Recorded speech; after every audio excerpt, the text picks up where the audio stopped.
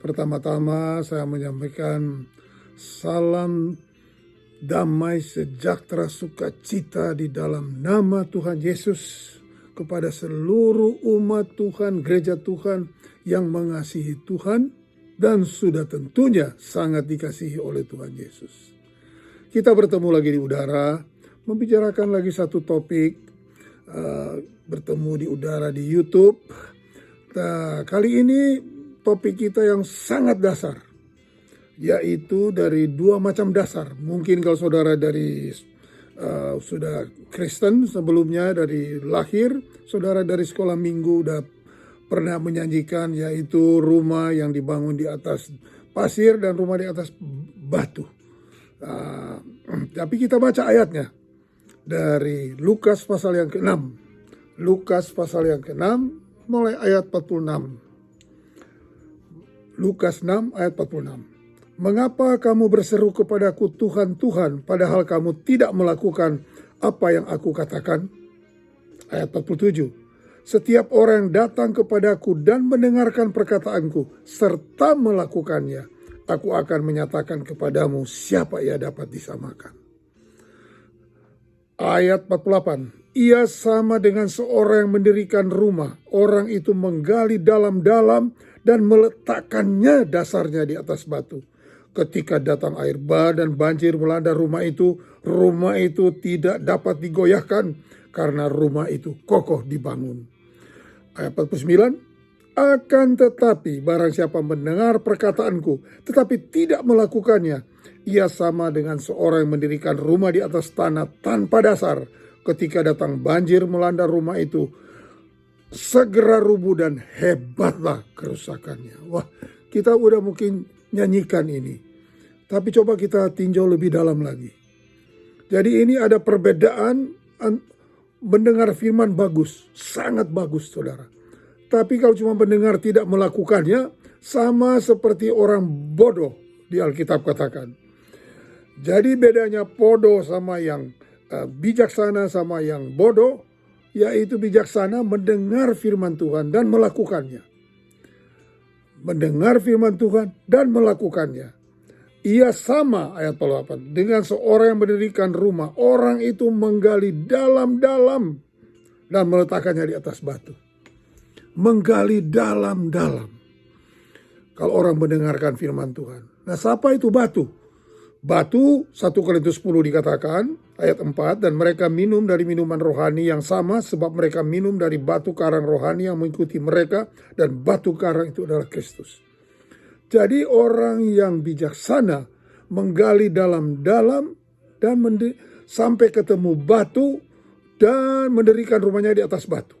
Ketika datang banjir dan air bah melanda, rumah itu kokoh. Coba kita baca lebih lanjut daripada topik yang sama daripada Matius pasal yang ke-7.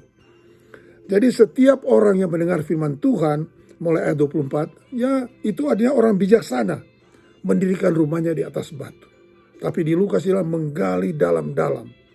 Dan orang yang mendengar tapi tidak melakukan, itu orang bodoh. Jadi di hadapan Tuhan, yang bodoh sama yang bijaksana itu gampang. Bukan karena saudara sekolah dan lulus mungkin S1, S2, S3, PhD. Oh, di dunia itu pintar, itu hikmat manusia. Tapi kalau tidak melakukan firman Tuhan, itu di mata Tuhan itu bodoh. Tapi orang yang mendengar firman Tuhan dan melakukan, ya puji Tuhan kalau dia S1, S2, S3 lebih mantap lagi. Dia sekolah. Itu orang yang bijaksana atau orang wise man, pintar. Kalau bahasa Inggrisnya wise. Nah, sebab itu kita mungkin banyak dengar firman Tuhan. Tapi kalau kita nggak melakukan, itu di mata Tuhan kita ini bodoh. Ya orang yang pintar menggali dalam-dalam sampai yaitu berhubungan yang lebih dalam dengan Tuhan. Karena batu karang kita itulah Kristus. Nah kalau di dalam kitab Matius dikatakan, kemudian turunlah hujan, datanglah banjir dan angin melanda. Jadi kemudian berarti di dalam hidup saudara dan saya pasti ada angin, pasti ada banjir, pasti ada hujan yang melanda. Tapi kalau kita dibangun di dalam atas batu, yang dalam, maka itu rumah itu kokoh. Tapi kalau nggak ada fondasi, cuma tahu aja tapi nggak melakukan, rumah itu rubuh, ayat 27, dan hebat kerusakannya. Bukan cuma rubuh, hebat kerusakannya.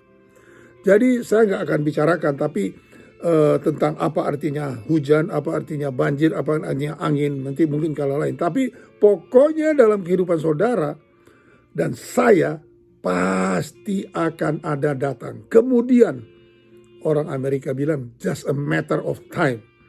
Jadi hanya menunggu waktunya. Di kehidupan kita pasti ada persoalan. Tapi kalau kita dibangun di atas kokoh, di atas batu, kita tetap akan berdiri. Macam sekarang persoalan COVID-19 atau coronavirus melanda seluruh dunia. Wah, ini sampai semua yang tidak bangun di atas batu goyang. Ya toh. Tapi kalau ada Tuhan, Kristus, menggali dalam-dalam, punya hubungan yang dalam dengan dia, maka itu rumah itu kokoh. Saya kasih contoh secara jasmani. Di dunia ini ada bangunan-bangunan. Alkitab bilang yang jasmani ini gambarannya rohani. Ada bangunan-bangunan yang tinggi. Ada yang sekarang yang paling tinggi di dunia, bangunan atau gedung yang tinggi, namanya Burj Khalifa, yang terdapat di Dubai, Arab Emirates. Tingginya 829 meter. Dan itu nanti saya akan terangkan berikut. Tapi yang menarik, yang pada tahun mulai dari tahun 1998 sampai 2004, 6 tahun, gedung ini paling tinggi di dunia. Namanya Gedung Petronas yang di Malaysia, Kuala Lumpur. Gedung yang kembar, ada 2 gedung, ada di tengahnya. Itu 451 meter, hampir setengah kilo tingginya. Tapi yang daripada gedung ini dikatakan, gedung ini saudara bisa periksa di Google, gedung ini yang fondasinya paling dalam. Fondasi paling dalam. Jadi mereka gali, sebab itu ada 2 gedung, tapi dalamnya fondasi itu yaitu 60,9 meter sampai 114 meter mereka gali. Kenapa mereka gali itu sampai beda? Karena yang digali itu mereka gali dalam sampai ketemu batu, namanya bedrock. BAD rock atau bahasa Indonesia batuan dasar. Bedrock atau batuan dasar. Karena mereka gali sampai ketemu batu itu. Nah, kalau nggak ketemu batu itu bahaya. Gedung ini bisa kena gempa bumi dan lain-lain, bisa goyang. Jadi itu gedung yang paling dalam. Sekarang sih dia cuma nomor 17 paling tinggi. Tahun 98 sampai 2004 paling tinggi di dunia. 451 meter. Tapi fondasi ini termasuk yang paling dalam. 60,9 meter sampai 114 meter. Kenapa tidak rata? Karena batu di bawah itu tidak rata. Jadi mereka gali sampai ketemu yang namanya batuan dasar atau bedrock ini. Baru gedung itu dibangun. Ini gambaran seperti kita sekarang, saudara.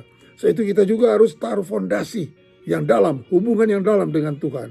Nah, waktu Burj Khalifa di Dubai, tingginya 829. Oh, hampir 2 kali lipat dari Petronas Building itu yang di Kuala Lumpur. Tapi dia bagaimana mereka bikin? Karena mereka tidak gali. Mereka gali cuma sampai 50 meter. Tapi apa yang mereka bikin? Mereka bikin batu, saudara. Yaitu semen ini dicor, dibikin konkrit di dalam. Saudara tahu berapa beton itu? Hampir 4 meter tingginya. Beton itu digali 50 meter di bawah. Itu 500.000 ton semen ditaruh di bawah. Atau 453 juta kilogram. Wah, berapa sak semen itu dipakai. Untuk mereka bikin fondasi. Jadi gantinya bedrock itu. Dan disokong oleh tiang-tiang besi. Ada 194. Saudara tahu tiang besi ini? Tiang besi ini, jadi mereka gali 50 meter, dikasih tiang besi. Ada 194. Berapa tiang besi ini? Satu tiang besi diameternya 1,5 meter. Bayangin itu besar sekali.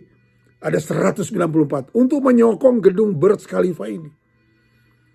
Nah, gedung ini sekarang yang paling tinggi di dunia, 829 meter. Oh, sebentar lagi dia akan kalah, mungkin tahun depan, 2 tahun depan, ada lagi dibuat Jeddah Tower di kota Jeddah di Saudi Arabia, 1000 meter tapi belum selesai. Saudara lihat, karena ini mereka bikin batu. Ini gambaran bagi saudara dan saya yang hidup sekarang, dibilang menggali dalam-dalam dan sampai ketemu batunya. Batu itu yaitu Kristus. Tuhan Yesus memberi perumpamaan di dalam Matius 13, yaitu tentang seorang penabur. Ada yang orang penabur itu dia jatuh di pinggir jalan, dicuri oleh burung, diambil, kali oleh firman Tuhan dicuri. Ada yang jatuh di tanah yang berbatu-batu. Karena tanahnya itu tidak tipis dan akhirnya dia tidak bertumbuh tapi tidak berakar. Akarnya karena tipis. Nah, sebentar lagi layu. Nah, tetapi matahari terbit dia layu. Ada sebagian jatuh di semak duri. Semak duri itu, dia bertumbuh subur, tapi terjepit oleh semak duri dan dia akhirnya tidak berbuah. Kalau di Lukas dikatakan dia berbuah tapi tidak matang. Nah, artinya itu Tuhan Yesus katakan benih yang ditabur di batu-batu, orang mendengar firman Tuhan menerimanya dengan gembira, tapi segera dicuri. Ayat 21 dari Matius pasal 13. Tapi yang tidak berakar sebentar saja. Yang ditaburkan di semak duri ialah orang mendengar firman itu, tapi kekhawatiran dunia dan tipu daya kekayaan menghimpir. Jadi ini gak dibilang, ini pasti tanah subur juga karena dia bertumbuh. Sampai bahkan dia berbuah tapi gak matang. Tapi terhimpit. Nah, terhimpit ini tidak terjadi satu kali. Pelan-pelan menghimpit. Akhirnya dia mati. Tapi yang itu di tanah yang baik mendengar firman itu dan mengerti, berbuah 100 kali, 60 kali, dan 30 kali lipat. Jadi intinya kalau firman ini berakar atau akarnya dalam, maka pohon atau benih atau gandum ini atau padi ini akan bertumbuh dan dia akan berbuah. Nah, sebab itu Efesus pasal yang ketiga, betapa pentingnya lebih dalam lagi berdoa dengan Tuhan. Efesus pasal 3, Rasul Paulus berdoa. Dia berkata begini, ayat 16 Efesus 3. Aku berdoa supaya ia menurut kekayaan kemuliaannya Tuhan Yesus menguatkan, meneguhkan kamu oleh rohnya di dalam batinmu. Sehingga oleh imanmu Kristus yang diam di dalam hati, kamu berakar serta berdasar dalam kasih. Kamu berakar dalam Tuhan supaya tumbuhnya kuat. Aku berdoa, dia bilang, kamu bersama-sama dengan segala orang kudus dapat memahami betapa panjangnya, betapa lebarnya, dan tingginya, dan dalamnya kasih itu. Panjang, lebar, tinggi, dan dalamnya kasih itu. Dan dapat mengenal kasih itu sekalipun ia melampaui segala pengetahuan. Aku berdoa supaya kamu dipenuhi dengan kepenuhan Allah. Jadi kita harus berakar lebih dalam lagi dengan Tuhan. Bagaimana caranya? Bergaul dengan Tuhan lebih dalam. Di dalam doa, di dalam firman Tuhan. Sehingga apapun yang terjadi, kemudian datang angin, air bah, dan banjir, waktunya kita nggak tahu, tapi kita ini akan tetap kokoh berdiri karena dibangun di atas. Nah, Yeremia pasal 17, ayat yang ke-7. Diberkatilah orang yang mengandalkan Tuhan dan menaruh harapannya pada Tuhan. Ayat 8. Ia sama seperti pohon yang ditanam di tepi air yang merambatkan akar-akarnya ke tepi batang air dan tidak mengalami datangnya panas terik, daunnya tetap hijau dan tidak khawatir dengan tahun kering yang tidak berhenti menghasilkan buah. Jadi yang paling penting saudara, hubungan saudara dengan Tuhan secara pribadi. Yang orang gak tahu karena akar itu di dalam saudara, tapi merambat sampai di batang air. Nah, itu yang paling penting dalam kehidupan kita. Amsal 12 ayat 3. Orang tidak akan tetap tegak karena kefasikan, tetapi akar orang benar tidak akan goncang. Haleluya. Ayat 12. Amsal 12 ayat 12. Orang fasik mengingini jala orang jahat, tetapi akar orang benar mendatangkan hasil. Jadi kalau kita berhubungan dengan Tuhan secara dalam. Nah, kalau saudara baca Yeskiel 43, ada sungai yang mengalir dari bait Allah. Untuk memperpendek saya akan jelaskan aja. Saudara baca dari ayat 1 sampai ayat yang ke-12. Yeskiel dikatakan pertama dia mengalir dari bait Allah, dia masuk di situ diukur 1000 sasta cuma sampai di pergelangan kaki. Berjalan lagi terus sampai di lutut. Berjalan lagi terus sampai di pinggang. Kalau dia berjalan lagi terus, akhirnya dia tinggal hanya bisa berenang karena udah tenggelam di dalam sungai yang keluar dari bait suci. Itu juga hubungan kita dengan Tuhan. Jangan cuma sampai di pergelangan kaki. Jangan cuma sampai di lutut. Jangan cuma sampai pinggang. Kita tapi harus tenggelam dan berenang. Dan di mana ayat 12 saya akan bacakan dari Yeskiel pasal yang ke 47 dibilang katakan, pada kedua tepi sungai itu tumbuh bermacam-macam pohon buah-buahan yang daunnya tidak layu dan buahnya tidak habis-habis. Tiap bulan ada buahnya yang baru. Pohon-pohon itu mendapat air dari tempat kudus. Buahnya akan menjadi makanan, daunnya menjadi obat. Dia melihat penglihatan. Yeskiel melihat penglihatan. Tapi Yohanes juga melihat penglihatan di kitab Wahyu. Saudara tahu ayatnya, Wahyu pasal 22. Lalu ia menunjukkan kepadaku sungai air kehidupan yang jernih bagaikan kristal dan mengalir keluar dari takhta Allah dan takhta Anak Domba. Di tengah-tengah jalan kota itu, yaitu di seberang menyeberangi sungai itu, ada pohon-pohon kehidupan yang berbuah 12 kali, tiap-tiap bulan sekali, dan daun-daun itu dipakai menyembuhkan bangsa-bangsa. Sungai yang keluar dari takhta Allah. Yeskiel katakan, jangan cuma kita di lutut. Jangan cuma kita di pergelangan kaki, jangan cuma di lutut, jangan cuma di pinggul, tapi harus kita tenggelam di dalam sungai kehidupan itu. Itu artinya saudara dan saya harus lebih dalam lagi hubungan dengan Tuhan. Selama saudara kita masih hidup, Bapak, Ibu, saudara yang dikasihi Tuhan, kita diberi kesempatan untuk bergaul lebih rapat lagi. Saya merasa di dalam waktu COVID-19 ini, saya karena harus tinggal di 2 minggu pertama tinggal di bawah tanah, di basement. Wah, tidak ada lagi jalan, saudara. Terpaksa lebih bergaul dengan Tuhan. Terpaksa lebih banyak baca firman. Karena nggak ada kerjaan. Ya toh.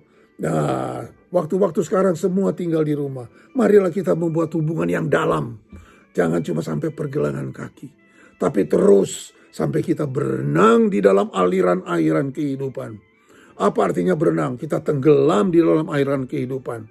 Ayat yang terakhir, Yohanes pasal 7. Dan pada hari yang terakhir, ayat 37 sampai 39, Yohanes 7, 37, 39. Pada hari yang terakhir, yaitu puncak perayaan, Yesus berdiri, berseru, barang siapa haus, baiklah ia datang kepadaku dan minum. Pelajaran yang lalu saudara tahu ini, waktu hari raya Tabernakel atau Pondok Daun, hari yang terakhir. Ini bicara soal tentang kedatangan Tuhan. Ada 7 hari. Ada hari terakhir Yesus berseru, ayat 38. Barang siapa percaya kepadaku, seperti yang dikatakan oleh kitab suci, dari dalam hatinya akan mengalir aliran-aliran air hidup. Yang dimaksudkan ialah roh yang akan diterima oleh mereka yang percaya kepadanya, sebab roh belum datang karena Yesus belum dimuliakan. Ini Yesus belum dimuliakan, tapi kita semua percaya pengakuan iman Yesus, dan Yesus sekarang telah naik ke surga, duduk di sebelah kanan Allah Bapa, dan dia akan datang kembali. Dia sekarang udah dimuliakan, penuh kemuliaan, bersatu dengan Bapa di surga.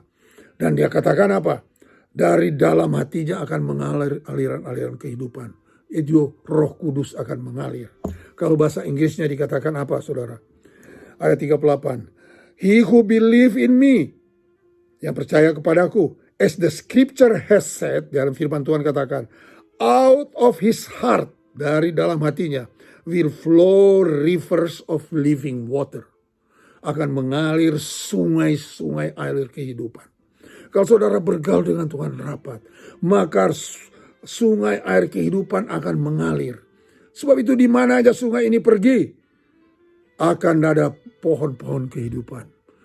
Kalau saudara sudah masuk tenggelam di dalam, lebih dalam hubungannya dengan Tuhan, maka saudara akan membawa kehidupan di mana saja saudara pergi. Dengan kata lain, saudara akan memberitakan Injil Kerajaan melalui kehidupan saudara, bahwa orang akan melihat dan mereka akan datang dan mengaku Yesus Kristus adalah Tuhan. Puji Tuhan. Gali lebih dalam lagi. supaya kita lebih dalam di dalam firman Tuhan, lebih dalam dengan kasih Tuhan, lebih berakar pada Tuhan. Itulah tujuan daripada kehidupan kita.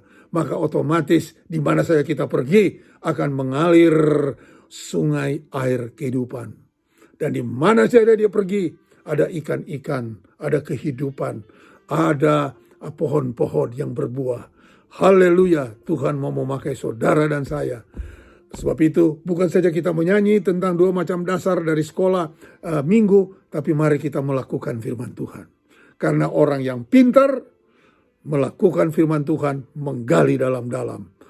Orang yang bodoh hanya mendengar tapi tidak melakukan. Tapi saya percaya saudara dan saya yang mendengar firman Tuhan ini, kita semua adalah orang yang bijaksana, yang mau melakukan firman Tuhan, yang mau bergaul lebih dalam, sampai kita bertemu dengan batu karang rohani, sehingga bangunan ini akan kokoh, walaupun akan datang angin, akan datang hujan, akan datang banjir, tapi rumah kita ini kokoh dibangun. Puji nama Tuhan Yesus, selamat melayani, selamat bergaul lebih dalam dengan Tuhan kita Yesus Kristus. Tuhan memberkati.